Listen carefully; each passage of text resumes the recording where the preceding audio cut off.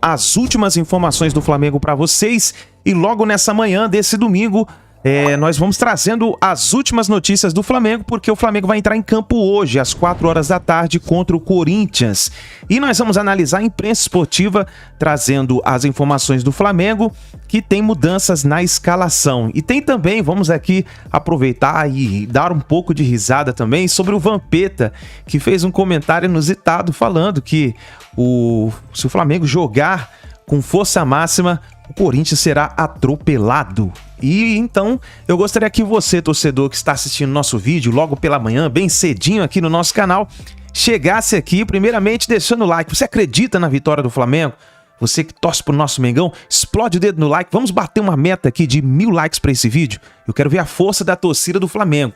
Vai nos comentários rapidinho e escreva o seu palpite para a partida entre Flamengo e Corinthians. Deixa registrado aqui nesse vídeo e depois a gente vai comentar no pós-jogo. Inclusive, eu gostaria que você que está assistindo esse vídeo se inscrevesse aqui no canal, porque aqui no canal Meu Mengão React vamos trazer para você o pré-jogo e o pós-jogo do Flamengo.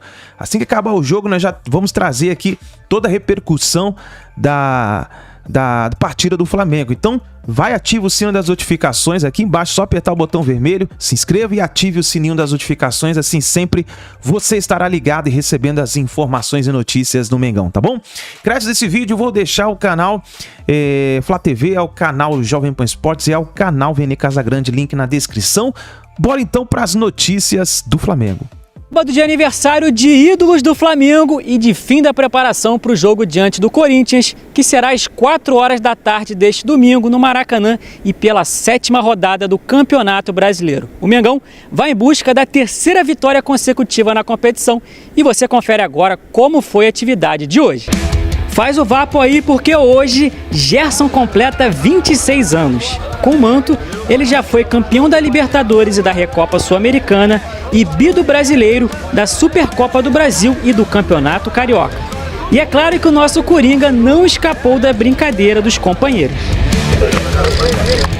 Nas redes sociais, o Flamengo postou um vídeo em homenagem ao aniversariante do dia. O Flamengo iniciará neste domingo uma sequência de 4 jogos consecutivos pelo Brasileiro no Maracanã. Depois de encarar o Corinthians, o time de Jorge Sampaoli jogará com Cruzeiro, Vasco e Grêmio no Rio de Janeiro. E se liga nessa, nação, tem uma ótima notícia envolvendo o Mateuzinho. Nesta semana, o lateral direito, que fraturou a tíbia da perna esquerda em março, tirou o gesso e avançou na recuperação. Ele agora realiza trabalhos no CT junto à fisioterapia do clube. Eu quero saber a opinião do Mauro César Pereira sobre esse desafio do Corinthians, que Flamengo ele pega, Flamengo realmente em evolução. E você já falou, né? Você não está vendo evolução nenhuma no Corinthians, né, Mauro? O que o Flamengo pega é sempre um mistério, né? Se for o time que jogou contra o Fluminense, é uma situação. Se for o time do segundo tempo contra o Bahia, é um outro cenário, né? Eu acho assim, qualquer adversário que o Corinthians tem pela frente, a situação é preocupante. No caso específico, como o Flamengo fez um bom jogo contra o Fluminense, se mantiver a postura, eu acho que é um jogo extremamente perigoso para o Corinthians. O Corinthians está definhando, ele regride assim, a olhos vistos e sem dar qualquer sinal, qualquer perspectiva de melhora, né? Se fizer um bom jogo no Maracanã, vai ser o primeiro bom jogo desde a chegada do atual treinador Vanderlei Luxemburgo, que nas suas coletivas eu acho que tem demonstrado um total desconexão com aquilo que o jogo mostra pra gente, né? O jogo mostra uma coisa, ele fala outra, a ponto de falar sobre a possibilidade de vitória contra o Atlético, que não passou nem perto, pelo contrário. O primeiro gol do Atlético demorou, foi muito a sair, o Corinthians jogou acuado, marca mal, se defende mal, não cria, não tem a bola, enfim, um horror. Já tinha sido constrangedor o segundo tempo contra o São Paulo em casa, abraçado ao Tabu, né, ganhou o troféu Tabu, né, segurou ali aquele 1-1 graças a um pênalti muito mal marcado. Então é uma situação bem delicada, acho que para o Corinthians em qualquer situação, qualquer adversário, e claro, jogar no Rio contra o Flamengo, no momento que o time fez um jogo melhor, né, na partida passada, evidentemente é um momento, acho que de risco para o Corinthians, até risco de sofrer uma derrota mais marcante, né? A disparidade hoje, mesmo se o Flamengo está maravilha, pelo contrário, é um time errático, né, que não tem regularidade. Eu acho uma semana bem perigosa, né? Porque teve o Atlético, tem o Corinthians, aí tem o Argentino Júnior lá em Buenos Aires, e depois o Fluminense jogando em casa, mas... No meio disso tem um América Mineiro fora também. Então situação bem difícil, né? Bem complicada a situação do Corinthians para essas próximas rodadas, né? Eu acho que tanto que já se especula até, quem vai substituir o Vanderlei Luxemburgo, o Mano Menezes, se for demitido, vai vir para cá, tal. Está se falando isso o tempo todo, porque é meio que um roteiro meio óbvio se de fato acontecer, né? Mas eu acho que o Corinthians hoje ele vive a sua pior crise técnica em muitos anos. Não consigo me lembrar do Corinthians jogando tão mal assim, e não é elenco para isso. O elenco não é brilhante, mas não é para isso também não. Para estar na zona de rebaixamento, para ser presa fácil, para ficar se agarrando no empate em casa com o atual São Paulo, inclusive, abrindo mão da bola e tentando segurar 1-1, para jogar o que não jogou contra o Atlético em Belo Horizonte. Não competiu. Realmente assustador. Ô Mauro, em cima do que você falou, as estatísticas apresentadas aqui, o Corinthians teve quase 30 técnicos ao longo dos anos 2000, que também é um absurdo, né? Menos de um ano para cada técnico trabalhar. Sem contar interinos, etc. E nenhum deles teve uma campanha tão ruim como essa que está acontecendo agora. O Luxemburgo não venceu, é o pior aproveitamento de um treinador do time neste século após 5 jogos. O último treinador do Corinthians com início tão ruim, ou pior do que esse, foi o Candinho, que perdeu todos os 5 primeiros confrontos nos anos 2000. A direção do Corinthians, se demitiu o Vanderlei, ela está talvez no seu pior momento, porque se ela demite o Vanderlei agora por de 5, 6 jogos, vai passar mais um atestado de incompetência total. Vai contratar o 5º técnico em menos de um mês. Se mantém o Vanderlei, também está se tornando cúmplice de alguma coisa que claramente não vai dar certo. Porque ele não consegue. Não, né? Fazer uma propostinha pro Vitor Pereira e tal. Porque tem muita gente com saudade do Vitor Pereira. E tem muita gente dizendo que a sogra do Luxemburgo anda meio doente também. As duas coisas estão falando. Porque aí, já que você tocou nesse assunto, tem uma outra coisa, né? Em novembro, com o professor Vitor Pereira, o Corinthians foi 4º no Brasileiro e vice da Copa do Brasil. Era uma maravilha? Não. Mas você não vai comparar o Corinthians de 6 meses atrás com esse time. O Silvinho deixou o Corinthians na Libertadores. Também. Só para lembrar. Mas... Tava desempenho bom? Não estava desempenho bom. Mas piorou. É isso aí. Ô Mauro, tá vendo aí? O tempo é senhor da razão, tá vendo? Vocês já estão com saudade do Vitor Pereira. O trabalho do Vitor Pereira não foi brilhante, mas foi melhor, evidentemente, do que está acontecendo agora. Mas eu não consigo imaginar nada pior do que o que está acontecendo agora. Não sei se alguém é capaz de fazer algo pior. Falando de um técnico profissional. Qualquer técnico, não é possível que consiga fazer algo pior do que o que está acontecendo hoje com o Corinthians. Difícil, hein? Vai ter que se esforçar muito para ficar pior. Muito. Agora é aquela coisa, né? Os caras vão buscar um técnico, não buscando alguém que venha fazendo um bom trabalho, que possa, com isso, resolver os problemas da equipe. Buscam um técnico pelo nome, pela história, pela capacidade que tem de atrair a mídia e tudo mais. É aquela velha história, né? Um técnico assim atrai atenções e você tira o foco dos próprios dirigentes, que são os grandes responsáveis pelas tomadas de decisão que levam o clube para o sucesso ou para o fracasso. E no caso específico, né, o Vanderlei Luxemburgo nem vinha treinando time nenhum há um tempão. Os últimos trabalhos foram fracos. O trabalho dele no Cruzeiro, por exemplo, correu risco de queda para a 3ª divisão. Houve chance de queda, aí venceu ali um outro jogo no final, escaparam, não vamos cair para a 3ª divisão. Quando o Ronaldo compra o Cruzeiro, instantaneamente ele é desligado, quer dizer, não deram sequência nenhuma, fizeram, vamos começar tudo do zero, obrigado, tchau. Não só ele, como vários jogadores também que saíram do clube, né? E o Cruzeiro conseguiu subir, está até fazendo um bom papel agora com um técnico português que também não era conhecido aqui no Brasil, como geralmente os que vêm de lá. E no ano passado o Vanderlei estava envolvido com política, ele foi pré-candidato ao Senado, tem uma emissora de televisão, quer dizer, não está nem voltado assim para o futebol, né? Está cuidando da vida dele, dos negócios dele, dos planos dele, tem todo direito. De repente você é colocado, vai entrar no Corinthians aí. A chance disso dar certo é mínima, gente. É que nem quando o pessoal fala de vez em quando aqui no Brasil, assim, de alguns técnicos lá de fora, alguém fala assim, o Vilas Boas é uma boca. Esse cara não está ligando para futebol há um tempão, o cara está correndo de rali, está nem aí. Quer dizer, sabe, o cara, ele virou corredor de rali? Tá correndo com o Paulo Nobre? Largou do futebol já há um tempão, já ganhou um dinheiro bom e não parece nem um pouco interessado, já deu até entrevista. Você percebe que a pessoa sugere, assim, pela grife. Alguém, não, esse cara treinou times importantes e tudo, vamos trazer o Vilas Boas para treinar. Qualquer time brasileiro, quando se procura técnico lá fora, o nome dele sempre surge. O torcedor especula, né? Mas não sabe da situação. Aliás, quem era o auxiliar dele era o próprio Vitor Pereira, né? Muita gente até diz que ele era mais o treinador de campo do que o Vilas Boas, que era meio que o cara que ficava à frente, dizem, né? Muitos dizem isso, mas de forma ou de outra, assim, o Corinthians está pagando pela maluquice, loucura que foi foram essas trocas todas no começo do ano. Tudo errado. Começando pelo Lázaro, que foi um risco muito grande, uma tentativa arriscadíssima, né? Não funcionou. Depois a escolha do Cuca, imaginava-se já que iria acontecer o que aconteceu. E na sequência o Luxemburgo, que foi um nome que foi cantado antes da contratação. Muita gente já comentava. Por quê? Pela obviedade da escolha. Quem é o técnico que pode... Não é assim, quem é o cara que pode arrumar o Corinthians? Essa deveria ser a pergunta. E a resposta viria A, B, C, D, alguém. Não. Quem é o técnico que pode chamar a atenção para si? Luxemburgo. Então ele está lá, mas você vê, é um desastre. É só olhar os jogos. Esses números que você passou há pouco, Flávio, eles só reforçam aquilo que tiver no campo. Porque às vezes o time perde um jogo jogando bem, né? Tá com azar. Mete uma bola cria uma situação de jogo ali e tal. Você fala, pô, mas que azar, perdeu esses 2, 3 jogos. Mas jogou bem, pô, teve chance de ganhar. O América. Exato. O América tá jogando bem e perdendo jogos. Mas o Corinthians não joga nada, gente, não tem nada. É claro que os jogadores também têm responsabilidade, mas já vinha mal, a coisa só tende a piorar. É um cenário, assim, muito, muito preocupante.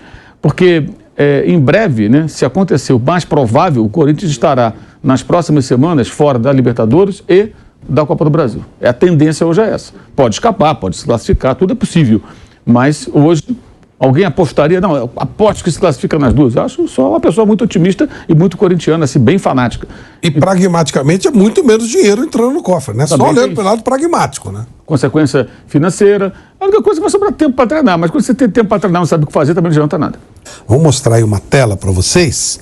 Nos últimos 21 jogos entre Corinthians e Flamengo, com o mando do Flamengo, são 12 vitórias do Flamengo, 6 empates, 3 vitórias do Corinthians, 33 gols marcados pelo Flamengo, 13 gols marcados pelo Corinthians, com 66% de aproveitamento do Corinthians. Nos últimos 15, 10 vitórias do Flamengo, 3 empates e 2 vitórias do Corinthians. 2 no Brasileirão, que já não valiam mais nada. Inclusive, o último jogo, Flamengo 1, Corinthians 2, 35ª rodada do Campeonato Brasileiro, já estava decidido, o Flamengo já tinha feito a vida dele e o Palmeiras já era campeão. Flamengo, meu caro Mauro César Pereira, é muito favorito, realmente está numa fase clara de evolução ou clara é exagero? Eu acho que parece estar em evolução e eu acho que tem a obrigação de vencer o Corinthians, né, o Flamengo. Se o Corinthians aí, todo mundo tem a obrigação de vencer. A última vitória, teve esse jogo, que foi 3 dias depois da Libertadores, né, 4 dias depois da Libertadores, o Flamengo perdeu esse jogo. A outra derrota recente foi um gol contra do Rodinei, sempre ele, né, lá em Itaquera, ele sozinho colocou a bola dentro do próprio gol, e era o time reserva do Flamengo, cheio de garotos e tudo, foi 1-0, 2 vitórias com o Vitor Pereira, por sinal.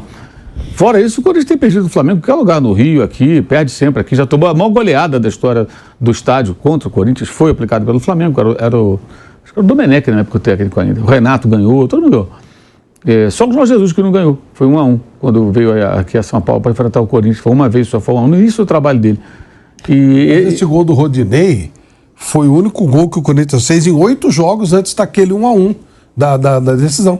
Foi gol contra. Sim, gol contra. Em 8 jogos do Corinthians não fez gol. O time do Corinthians. Ele estava sozinho, não tinha ninguém perto dele, conseguiu empurrar a bola para dentro do próprio gol. Mas solidário. Um negócio assim de uma genialidade a toda a prova. E assim, e agora acho que assim, o Corinthians está pior ainda, né? O Corinthians em todos esses momentos, acho que nunca teve tão mal como agora. O pior momento, disparado. É uma situação assim de... O que vai ser domingo? Provavelmente. O Corinthians todo fechadinho, que nem tentou fazer contra o Atlético, mas marca mal, não desarma, fica ali fechado. Contra o São Paulo, segundo tempo, toma a bola, São Paulo. Vai ser esse o roteiro do jogo.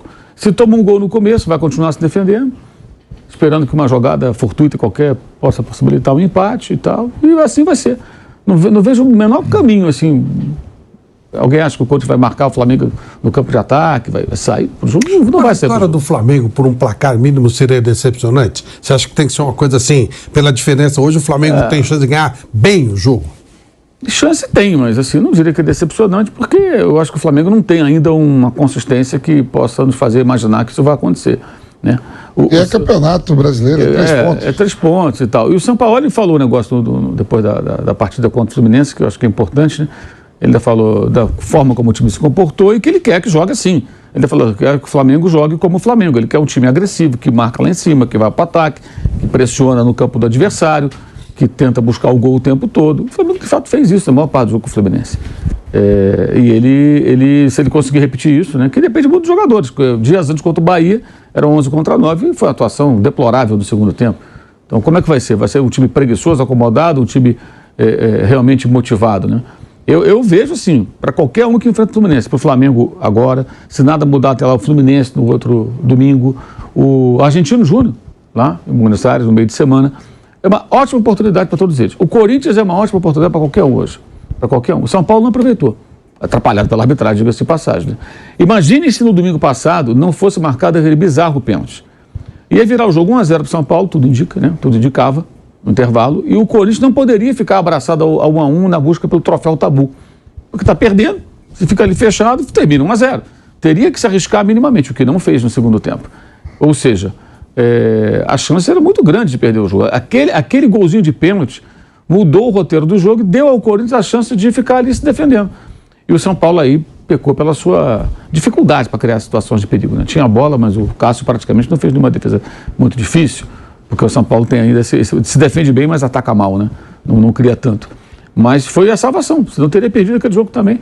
Como perdeu para o Argentino, perdeu para o Del Valle, com o Luxemburgo antes dele, já vinha mal, né? Então, assim, eu acho que o Flamengo domingo tem uma oportunidade muito grande, tem uma certa obrigação com o seu torcedor de fazer um jogo sério e tentar vencer o Corinthians, que bem ou mal é o Corinthians, né? Você está jogando contra um time muito grande, num momento péssimo, terrível. Eu repito, o futebol que o Corinthians apresenta, eu não consigo me lembrar de uma fase tão ruim quanto essa, dos últimos anos. Penso, não consigo me lembrar um momento tão ruim, de futebol tão fraco, tão pouco competitivo. Por que está acontecendo isso, Vamp? Se você concorda com o Mauro, realmente é o pior Corinthians dos últimos tempos, e por quê? Não em elenco, mas a bola jogada sim. É bola jogada. Bola jogada. O Piperno falou um negócio da cabeça. Falta energia. Contratar aí umas placas de energia solar, meter em cada um das costas. Provavelmente o Maracanã, o Rio deve estar com calor, né? Espero que a gente bota nas costas de cada um, carrega e vai, ou senão aquele lanterna verde que tem um anel lá, bota, mas tá feio. Eu tava olhando, você falou do jogo contra o Fortaleza. Foi pior ainda contra o Atlético Mineiro. Ficou mais atrás ainda. Foi sim. Porque contra o Fortaleza, você ainda deixava o Roger Guedes mais um pouco à frente com o Alberto. Contra o Atlético Mineiro, os dois fez 4-1, 4-1, eu sempre gosto de botar o goleiro. 4-6-0. É porque a gente às vezes fala 3-5-2 e esquece do goleiro. O goleiro faz parte do jogo, gente, também. Então é 4-1, né? 4-1. Aí dá os 11. Mas ficou todo mundo atrás. Às vezes você pode jogar também assim, ó. Hoje falar, é um time reativo, é um time que propõe. Eu gosto de falar assim, você pode vir com todo mundo para trás e ter dois caras de beirada rápido para pegar no contra-ataque esse time que avança. Para dar o bote. Ficava todo mundo lá, o Roger Guedes tirava a bola, voltava de novo, porque não tem, já que ele não tá lá para receber, ele vai tirar aquela bola e vai voltar de novo pro Atlético ou qualquer outro adversário. Não tinha bola, não tinha. E quando você vem para trás para defender, você tem que tomar essa bola e sair no contra-ataque. O Corinthians não toma bola, não tem contra-ataque, deu 2 minutos e 22 segundos o gol do Atlético Mineiro. Houve uma interpretação lá, um carrinho, mas voltou a bola pro Atlético. Quer dizer assim, e no Maracanã. E esses números aí, agora também eu vou dar um salve aí, um desconto, Flávio. Na época que eu jogava também, a gente não ganhava do Flamengo, não. Eu, Ricon, Edilson, mas... Não ganhava. E o Flamengo não era essa potência, tinha Romário, tudo, não. É ruim de ganhar do Flamengo. Eu só ganhei uma vez do Flamengo com a camisa do Corinthians, que foi um gol do Edson, em 2003. Caramba. Tem mais isso também, né? Tem isso também. Tem aquela coisa do time que é uma... Você tava falando assim, tem não sei o quê, 22 jogos, não sei o quê. Eu tava pensando, 98, aquele time do Corinthians, 99 a gente não ganhava do Flamengo. 2002 não ganhamos, viemos ganhar em 2003 com o gol do Edson, no Maracanã. Empatava ou perdia. Sabe que esse negócio que você tá falando, no Corinthians e Fortaleza. Teve um jogo aqui, professor, a gente pegou o Flamengo aqui uma quarta-feira à noite, dando uma sova no Flamengo, 3-0, é hoje. Hoje, daqui a pouco os caras viram pra 4-3. Foi, Romário, Iranildo, Beto, aquele time. Eu digo, eu falava pra Edilson, é hoje, ó, tudo perfeito. Daqui a pouco via Romário, pá. Verdade, imagine agora. Já tem os times que tem tabu normal, né? Agora assim, contra o São Paulo, era moleza. Aí era batata. Entrar e ganhar do São Paulo. Tem isso também. Claro que tem. Ô, Piperno, o Flamengo tem que golear? Flávio, eu não sei se tem que golear, ele tem time para isso, né? Mas também vai depender muito de como vai ser o nível de agressividade, né? Acho que o Flamengo vai tomar a iniciativa, vai jogar dentro do campo do Corinthians, o que é obrigação hoje para todo mundo. O Corinthians joga todo de 40 metros para trás, e aí tem uma coisa importante também, né? Isso aí eu me lembro de um programa de 1000 anos atrás, enfim, nos anos 80. Era o João Saldanha num dia que tá todo mundo falando sobre função de lateral, que tem que avançar e tal. O Saldanha pegou uma caneta e falou assim, porque tem técnico que pega o quadro, chega lá pro jogador, chega lá pro lateral e fala assim, você marca, aí quando o time recupera a posse de bola, você faz assim, e vai até o fundo e cruza. Mas o cara faz isso aqui no campo lá e tal, é só um risco. Mas quando o cara tá no campo de jogo, são 80 metros. Longe, né? É longe. É o Roger Guedes, esses caras. Então, você volta pra marcar. Aí quando o time recupera a bola, você se manda. Mas 60 metros toda hora. Não dá. E tem gente nesses 60 metros. Então, tem gente no seu caminho. Então, o Flamengo, eu acho que, assim, ele vai ter toda a chance de, dominar o jogo, vai ter 1000% de posse de bola. Agora, em relação ao Flamengo, a gente estava falando sobre isso no Canelado, acho que de quarta-feira, tem uma coisa que eu não estou gostando, que eu acho que o time melhorou, óbvio que tem muito mais cara de time hoje do que um mês e meio atrás, 2 meses atrás, mas assim, nos trabalhos que o São Paulo fez aqui no Brasil, no Santos e no Atlético Mineiro, times que jogaram muito bem, ele fazia uma coisa que eu não gostava. Era o lateral virar um armador pelo meio, e eles de fato fechavam muito. Então não usavam tanto a beirada do campo, não dava muita profundidade. Então às vezes o time trocava 650 passes, eu tenho esse número lá, Atlético e Goiás, tem um monte de jogo assim. E chutava 3, 4 bolas pro gol. Por quê? Ficava lá rondando a área. Enfim, para um lado para o outro. Eu não estou gostando de ver, por exemplo, o Ayrton Lucas fazendo isso. Fechando muito. O Ayrton Lucas, para mim, foi o melhor lateral de longe do Brasil nesses 4, 5 primeiros meses de ano, sendo um cara de profundidade, inclusive. Ele é quase um ponta. Ele é agressivo. Ele é o melhor de todos do futebol brasileiro para fazer isso de longe. Eu acho que a partir do momento que ele vira um armador pelo meio e centraliza muito, ele perde essa principal virtude dele. E o time também é penalizado com isso. Então, acho que ele tem que corrigir esse problema. Mas aí, ele tendo o Bruno Henrique de volta, o Cebolinha, será que ele não vai fazer essa opção de jogar? Um dia eu estava com o Mauro abertos mesmo? No Fla-Flu que o Flamengo virou depois da parada técnica. Então, aquele dia para mim foi a melhor atuação do Vitor Pereira em campo. O Cebolinha, a partir da parada técnica, ele ajusta o posicionamento do Cebolinha, que se aproxima mais do Pedro, dos caras lá próximos à área. E preservou o corredor lá pro Ayrton Lucas. E o Flamengo, depois daquilo, virou aquele. Foi, acho que o primeiro jogo da final. Foi 2-0. Foi. O Flamengo jogou muito bem. Estava jogando melhor até a parada técnica. Ele acertou o time depois, exatamente mudando esse posicionamento do Cebolinha e deixando o corredor pro Ayrton Lucas, que matou o jogo. Muita gente está interpretando muito mal a situação envolvendo Flamengo e Everton Ribeiro, tá? O fato do Flamengo não ter procurado o Everton Ribeiro ainda para tratar de uma renovação de contrato ou uma possível renovação de contrato, lembrando que o vínculo dele vai até dezembro desse ano, ou seja, a partir de junho ele pode assinar um pré-contrato com uma outra equipe. O fato do Flamengo ainda não ter procurado Everton Ribeiro e seus representantes não quer dizer que a diretoria não quer ficar com Everton Ribeiro para a próxima temporada, para o ano de 2024. Galera, isso não quer dizer que o Flamengo não tem um desejo da permanência do camisa 7.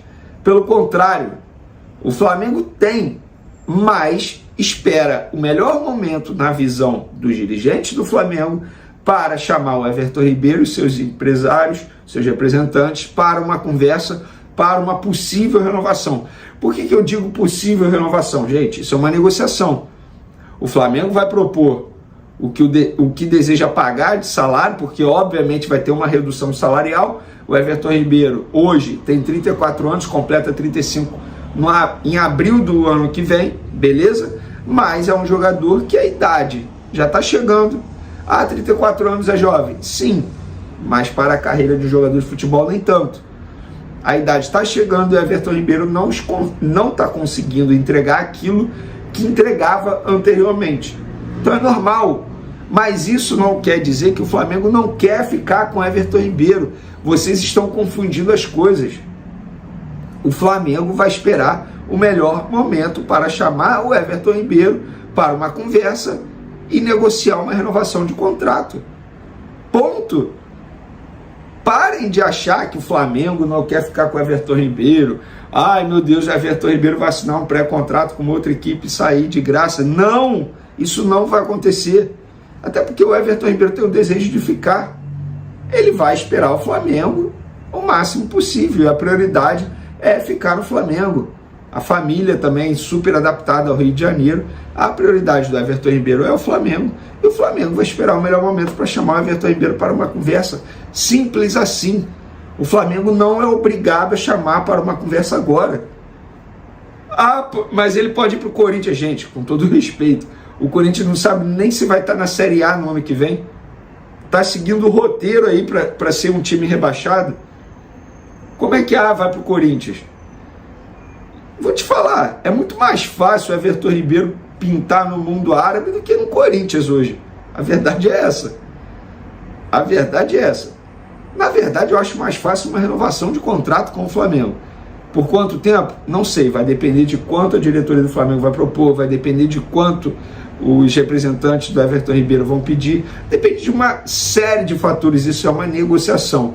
Eu só não quero que vocês, torcedores, caiam nessa ideia, ou nessa falácia, ou nessa mentira de que o fato do Flamengo não ter procurado o Everton Ribeiro até agora quer dizer que o Flamengo não quer ficar com o Everton Ribeiro. Isso não é verdade. Beleza? Dando continuidade aqui, quanto ao Corinthians, nesse domingo o Flamengo vai dar início aí a uma maratona de jogos no Maracanã pelo Campeonato Brasileiro. Serão 4 jogos seguidos hoje no Maracanã. Corinthians, Cruzeiro, Vasco e Grêmio. Lembrando que contra o Vasco, por ter um acordo aí com a diretoria Cruz Maltina, o Flamengo vai ter direito apenas a 50% do público do Maracanã. O jogo da volta, o retorno, também vai ser a mesma situação. Foi um acordo entre os clubes. Mas é uma sequência importante dentro do Maracanã para o Flamengo continuar crescendo aí no Campeonato Brasileiro, continuar mirando a parte de cima da tabela. Lembrando que o Botafogo, quando iniciou essa rodada, era o líder, o Palmeiras tem condições de se tornar líder também. Ficar de olho no jogo do Palmeiras, que eu acho que o Palmeiras vai ser o grande rival do Flamengo nessa briga por um título do Campeonato Brasileiro. Outra informação aqui, ó, Pedro e Davi Luiz treinaram normalmente nesse sábado. A gente já vai falar o provável time do Flamengo, que tem um desses atletas aí no provável time. Então, os dois provavelmente relacionados para pegar o Corinthians no domingo. O mesmo não vai acontecer com o Bruno Henrique. O Bruno Henrique ficou novamente na academia, então não deve ser relacionado para pegar o Corinthians. A gente já havia dito aqui em vídeos anteriores que a ideia da comissão técnica do Jorge Sampaoli era deixar o Bruno Henrique preparado, pronto para encarar o Nublense na quarta-feira, dia 24, pela Libertadores.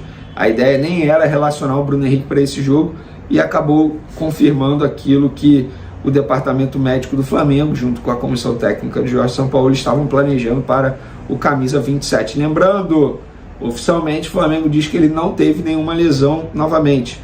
Ele está fazendo um trabalho de controle de carga, de retorno gradual aos gramados após a grave lesão multiligamentar que ele sofreu no joelho. E, nesse sábado, o Jorge Sampaoli montou o time da seguinte forma para pegar o Corinthians. Ele revezou Santos e Matheus Cunha, então não vou cravar qual goleiro vai, porque da última vez ele mudou em cima da hora por conta de dores do Matheus Cunha, mudou ali no aquecimento, Santos ou Matheus Cunha. Aí na lateral direita, Varela, Wesley, que foi titular nos últimos 8 jogos com o Jorge Sampaoli, pelo visto, vai perder a vaga titular para o Varela. A dupla de zaga, Fabrício Bruno e Léo Pereira, não tem por que mexer, nem na lateral esquerda o Ayrton Lucas. No meio de campo, ele insiste em Thiago Maia, aí vem Pulgar, Arrascaeta e Gerson jogando mais avançado, tá? Gabigol e Pedro. Então, desse jeito, o Everton Ribeiro vai para o banco, o Wesley vai para o banco, tá? Eu só mudaria uma coisa nesse time do Flamengo, talvez. Talvez não, eu mudaria com certeza. Tiraria o Thiago Maia e colocaria o Vitor Hugo. Eu acho errado não colocar o Vitor Hugo.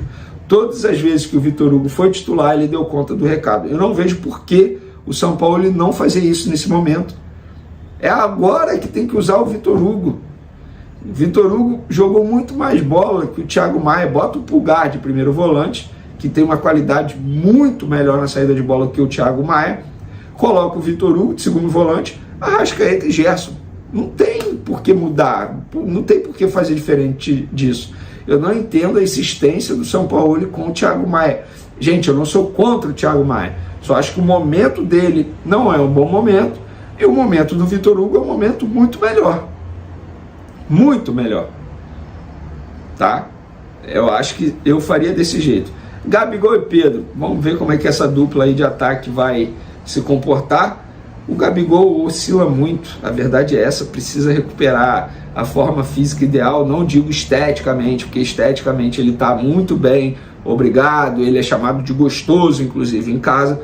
Quando eu digo melhorar a forma física, melhorar a potência, agilidade, velocidade, porque ele está perdendo a corrida para os adversários com uma certa naturalidade, e isso não pode acontecer.